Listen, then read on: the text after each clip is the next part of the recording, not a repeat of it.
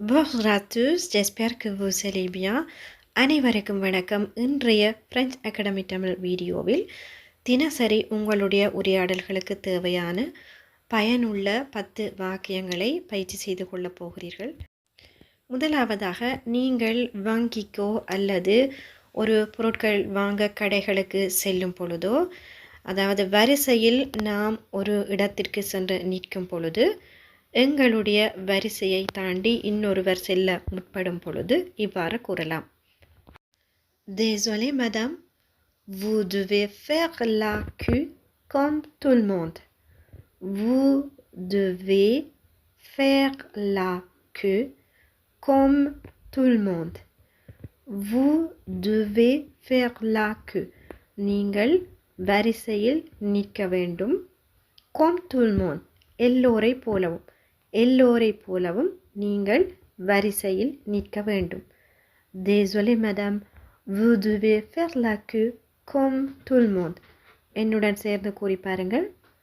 Désolé madame, vous devez faire la queue comme tout le monde. நாம் ஒரு இடத்திற்கு செல்ல வேண்டிய நேரத்திற்கு தாமதமாக சென்றிருக்கும் போது இவ்வாறு கூறலாம். J'ai raté le train, c'est pourquoi je suis en retard. J'ai raté le train, c'est pourquoi je suis en retard. J'ai raté le train, நான் ரயிலை தவறவிட்டு விட்டேன். C'est pourquoi, அதனால்தான், je suis en retard, நான் தாமதமாக இருக்கிறேன்.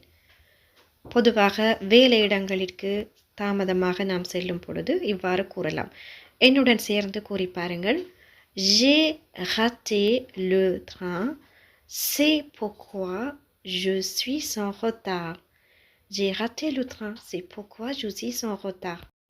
பிரெஞ்சு அகாடமி தமிழ் சேனலுக்கு புதிதான நண்பர்களாக இருந்தால் பிரெஞ்சு அகாடமி தமிழ் சேனல் மூலம் தினசரி உங்களுடைய பிரெஞ்சு உரையாடல்களுக்கு தேவையான வாக்கியங்களை இலகுவாக கற்றுக்கொள்ள முடியும். விருப்பம் இருந்தால் சப்ஸ்கிரைப் செய்து அருகில் வரும் பெல் பட்டனை கிளிக் செய்யுங்கள். அடுத்து, உங்களுடைய நண்பர்களிடமோ ஒன்றாக வேலை செய்பவர்களிடமோ அல்லது அயலவர்களிடமோ அவர்களுக்கு ஒரு உதவி தேவைப்படும் பொழுது, உங்களுக்கு உதவி தேவை என்றால் தயங்காமல் என்னிடம் கேளுங்கள் என்று கூறுவதற்கு Si vous avez besoin d'un coup de main, n'hésitez surtout pas.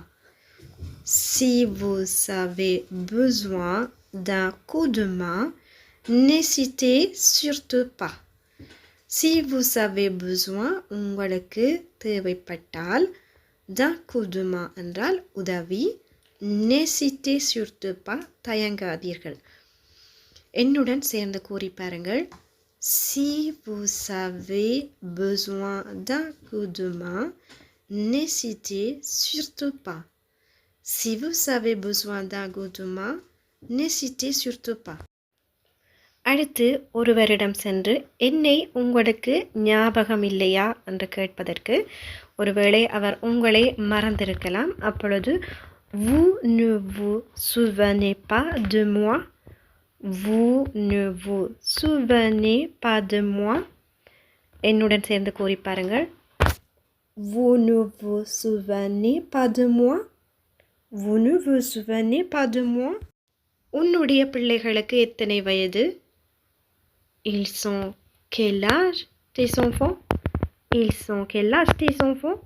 இதை நாம் பேச்சு வழக்கில் கதைக்கும் பொழுது இவ்வாறு கதைக்கலாம். Ils sont quel âge tes enfants? என்னுடன் சேர்ந்து கூறி பாருங்கள். Ils sont quel âge tes enfants? அடுத்து, நீங்கள் உடுப்பு கடை ஒன்றிற்கு செல்கிறீர்கள். அங்கு ஒரு ஆடையை பார்த்து ஒரு சட்டையை நீங்கள் வாங்குவதற்காக விரும்புகிறீர்கள். அப்பொழுது உங்களுக்கு வேண்டிய தை உங்களுக்கு அங்கு இல்லாத பொழுது அங்கு வேலை செய்பவரிடம் J'aime beaucoup cette robe, mais elle ne me va pas. Vous savez le même modèle en est? J'aime beaucoup cette robe. எனக்கு இந்த சட்டை மிகவும் பிடித்திருக்கிறது. ஆனால் elle ne me va pas. எனக்கு இது பொருந்தவில்லை. Vous avez le même modèle en S. உங்களிடம் இதே மாடலில் S அளவில் இருக்கிறதா? S என்பது சிமோல் என்ற அர்த்தத்தில் வரும். J'aime beaucoup cette robe, mais elle ne me va pas. Vous avez le même modèle en S? கூறி பாருங்கள். J'aime beaucoup cette robe, mais elle ne me va pas. Vous avez le même modèle en S? நான் என்னுடைய தொலைபேசியை எங்கே வைத்தேன் என்று தெரியவில்லை. Je ne sais plus où j'ai mis mon téléphone. Je ne sais plus où j'ai mis mon téléphone. Je sais plus où j'ai mis mon téléphone. கூறி பாருங்கள். Je sais plus où j'ai mis mon téléphone. Je sais plus où j'ai mis mon téléphone. உங்களுடைய நண்பர்கள் யாரும் ஒரு பொருளை வாங்கி உங்களிடம் காட்டும் பொழுது இதை நீ எங்கே வாங்கினாய் என்று கேட்பதற்கு Tu l'as trouvé où? Tu l'as trouvé où? où என்றால் எங்கே. இங்கு வாங்கினாய் என்பதற்கு நாம் trouvé என்ற வினைச்சொல்லை பயன்படுத்தியிருக்கின்றேன். Tu l'as trouvé où?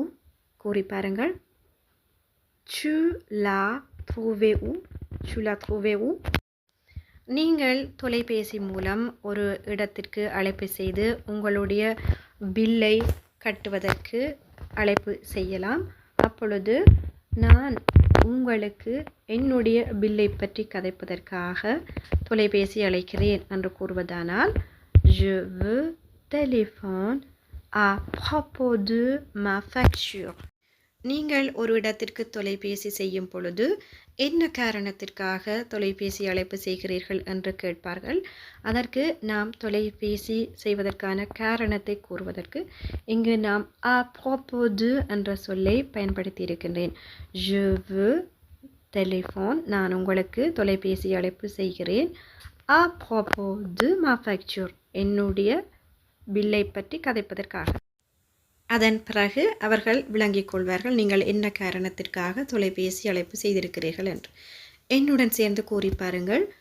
Je vous téléphone à propos de ma facture. Je vous téléphone à propos de ma facture. அடுத்து நாங்கள் இன்று மாலை உணவகத்திற்கு செல்வோமா?